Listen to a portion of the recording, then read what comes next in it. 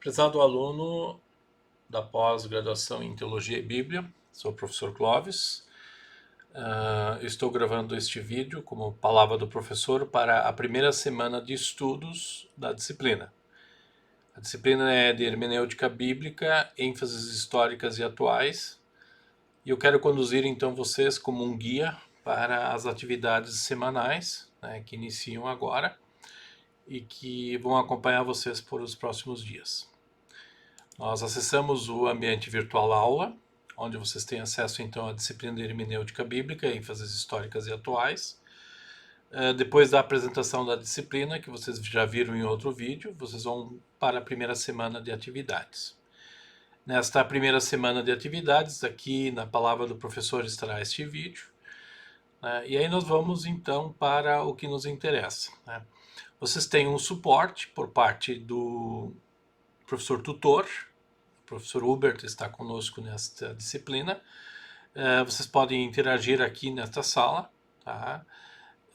Vocês têm sala de dúvidas e sala de interação com a atividade prática, que é a atividade em si de, digamos assim, de reação ao estudo, certo? Já vamos acessá-la.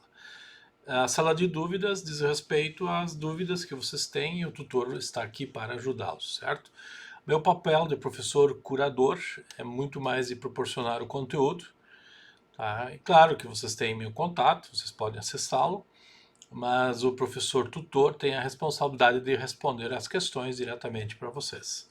Ele fará então o acompanhamento das atividades semanais. Eu estarei com vocês nos momentos remotos, que nós vamos acordar, no momento em que nós estivermos juntos, mas eu quero fazer esse vídeo então para dar condições para que vocês respondam, tá?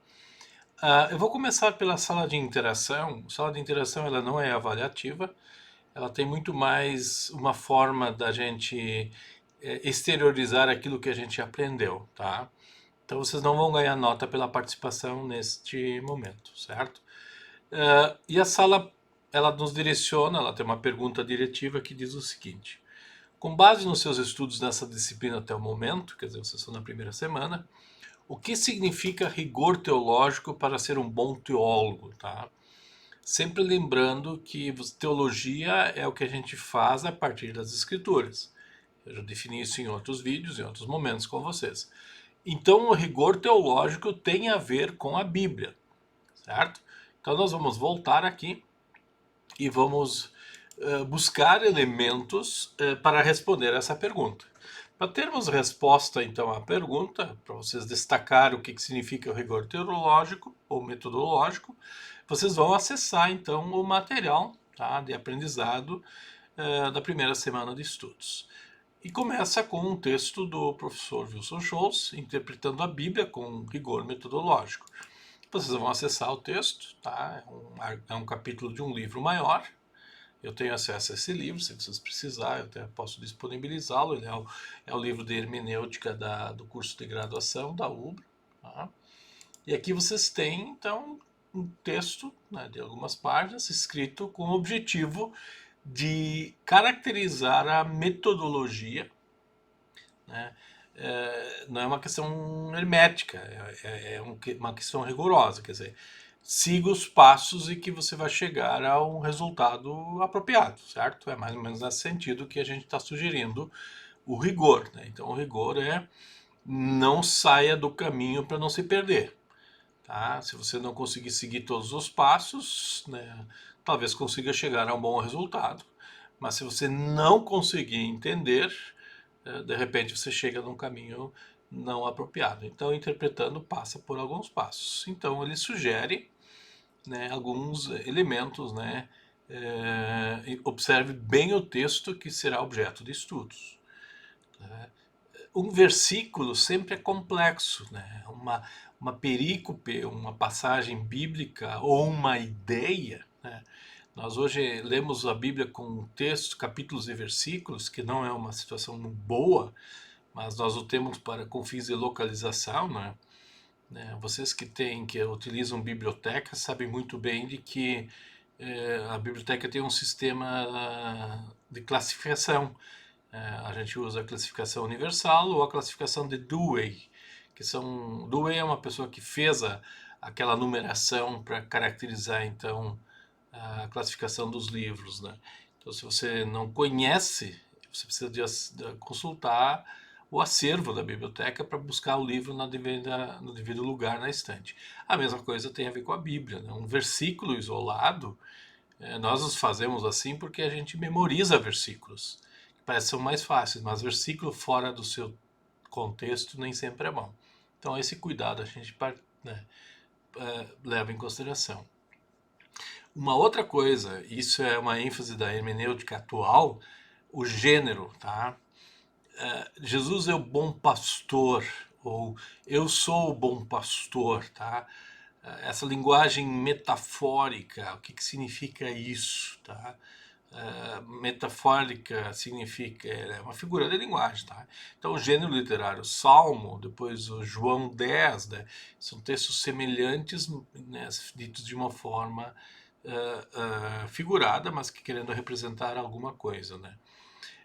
Verifique se conhece todas as palavras do texto. No nosso caso, aqui é importante você ter ferramentas de trabalho, tá? Antes de mais nada, o exercício teológico é um exercício acadêmico, você precisa ler. Aliás, por isso o ser humano é um ser que codifica ou decodifica, decodifica, né? Ele entende aquilo que está sendo falado. Tanto é que tem um dos livros da bibliografia que diz: entendes o que lês? Essa é uma pergunta, né? Filipe teve que falar com o eunuco e explicar o que ele estava lendo, né? A maioria das pessoas precisa de um intérprete para entender o que está lendo nas escrituras, tá? E é isso que a gente quer fazer dessa disciplina. A gente quer elementos para ajudar na leitura interpretativa do texto. Tá? Verifique se conhece todas as palavras. Um bom exercício aqui, uma boa ferramenta, as boas ferramentas são várias edições da Bíblia, né? As traduções que estão por aí da Sociedade Bíblica são fantásticas nesse sentido, tá? Então dá uma olhada. E aí vem a sugestão, né? Leia o texto em todas as traduções que dispor, tá? Então não selecione uma. Perceba a importância delas, né? Por mais que elas todas vão ser problemáticas em si, porque nós não temos mais o texto que Deus nos deu originalmente, tá? Você não pode dizer que essa é a palavra de Deus. Enquanto você não ler mais de uma tradução, não ler mais, você não pode chegar à conclusão de que essa é a melhor palavra. Eu aprendi nas aulas de hermenêutica, quando eu fiz, que você teria que ter todas as traduções possíveis, ou viáveis, né? Tanto é que o trabalho dos técnicos em Bíblia é de dar essas possibilidades para a gente, tá? Então, e a melhor Bíblia é aquela que está sendo usada, né? Não é aquela que está fechada na estante, é aquela que está em uso por você nesse momento, né? Rabiscando, reescrevendo e assim por diante, tá? Então, isso é importante, tá? Veja o que dizem palavras, frases. Frases pode ser até um versículo, mas a frase não faz sentido isolada, né, dentro de um argumento, né, de uma ideia, né? E parágrafo. A Bíblia é escrita em parágrafos, em ideias, certo? Então isso é fundamental, né? O contexto literário, né? Por exemplo, nós vamos ler textos paralelos do mesmo autor, né? As cartas do Novo Testamento de Paulo. É fácil entender.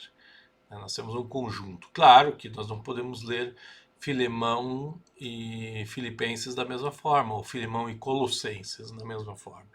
São momentos diferentes, são circunstâncias diferentes. Até podemos ter palavras ditas com a mesma intensidade ou com o mesmo sentido, mas que têm impacto no ouvinte de forma diferente. Então nós temos que ter isso da nossa consciência para podermos sermos bons leitores da Bíblia, né? Sempre que o texto exigir, investigue aspectos da história e da cultura. Tá? Ninguém de nós aqui precisa ser vestido em Henrique Cristo, tá? Para dizer que fala em nome de Deus, certo? Não é a nossa roupagem que vai dar autoridade para as escrituras, é a própria escritura. Isso é importante nesse momento a gente ter clareza sobre isso, tá? Leia o texto dentro do contexto temático ou teológico, temas. A Bíblia não foi escrita para ser um livro de sistemática, de doutrina. Talvez as cartas do apóstolo Paulo abarcam ou tragam temas teológicos, né? A carta, por exemplo, aos Romanos, ela tem em si belos assuntos que poderiam fazer uma sistemática, né? Os confessores do século XVI, especialmente Philippe Melanchthon, ele vai usar Romanos como ponto de referência para descrever lugares próprios da teologia. Tá? Tanto é que a metodologia que a reforma vai trazer a partir dessa leitura de Romanos vai ser modificar a forma de você defender uma tese de doutorado em teologia. Você não comenta mais teses de outros autores, filosoficamente falando, mas você expõe o texto bíblico. É o que a gente quer fazer com vocês. A gente quer que vocês sejam bons leitores da Bíblia para fazer teologia com as pessoas ao redor de vocês, tá? Então, observem isso, né? Vocês não estão aqui simplesmente repetindo ideias, né? Aliás, o impacto disso, que é o que vem agora, né? O impacto está em que Deus, o Espírito Santo tem nas mãos a palavra, né? Tanto em lei como em evangelho, né? Só Deus pode nos acusar e nos consolar. Tá? Não está nas mãos do pregador, ou do ensinador, ou do aconselhador fazer essa distinção. Tá? A palavra de Deus de lei e evangelho é própria de Deus, certo? Nós anunciamos. João 3,16, né, o famoso consolo para Nicodemos, né, mas não foi consolo para Judas. Tá? Então essa é a dimensão existencial muito presente em cada leitura bíblica. E isso nós não podemos esquecer. Então é nesse sentido que o rigor teológico passa e vem a questão da aplicabilidade. Né? A aplicabilidade é o segundo aspecto deste curso, que é a questão, então, da homilia, da organização racional de um discurso, tá? A retórica, isso aí, tem a ver com aconselhamento, tem a ver com ética, tem a ver com educação, né, que são as nossas ênfases na parte pastoral ou teológica. Né? Então é isso que é o primeiro texto que vocês vão ler, certo? E aí vamos para um segundo texto que ajuda vocês a observar a rigorosidade acadêmica, né? Que é o texto aqui, a necessidade, o que nos empurra para a interpretação da Bíblia, certo?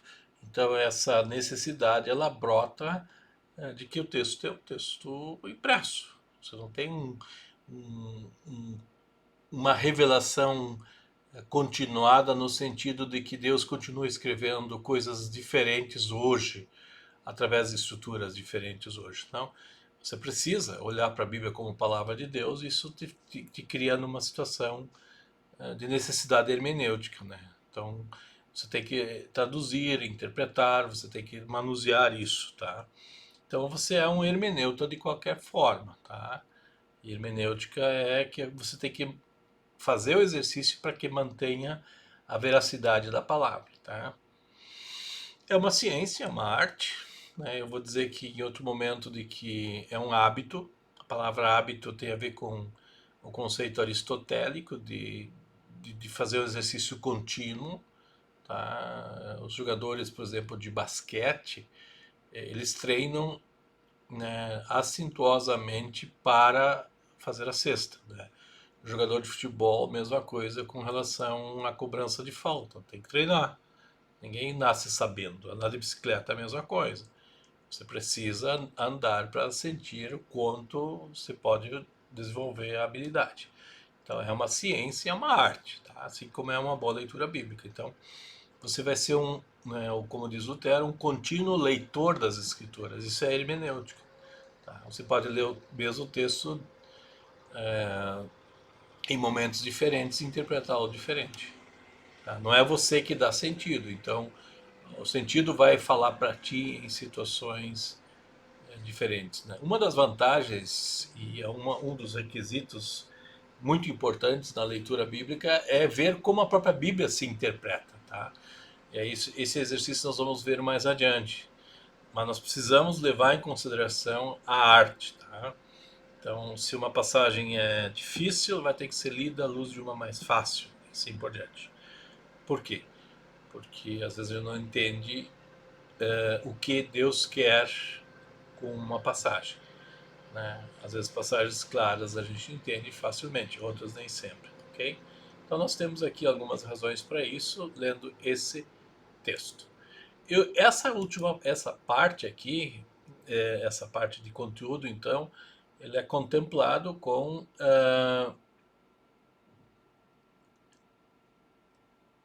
um vídeo, tá? Do professor Wilson, dicas de interpretação bíblica, né? Vocês vão acessar o YouTube, tá? E aí vocês têm um material disponibilizado, né? Desculpe o comercial que está passando aí, vocês vão ver aqui ele. É um belo material de 2017, onde ele deu uma palestra usando então as dicas de hermenêutica, né? Ele é um professor hoje ele está em St. Louis, nos Estados Unidos, dando aula de exegese lá, né? E aí vocês vão ter a chance de então caminhar. Esse é o pacote da primeira semana de aula, tá? Esse é o pacote, então, da palavra do professor da primeira semana, que quer ajudar vocês a olhar para a necessidade. Tá? Vocês vão perceber que não é simplesmente tirar da manga a informação. Né? Quem precisa fazer teologia com pessoas, por exemplo, dar um estudo bíblico, dar um sermão, uma mensagem, dar um aconselhamento, precisa estudar. Né?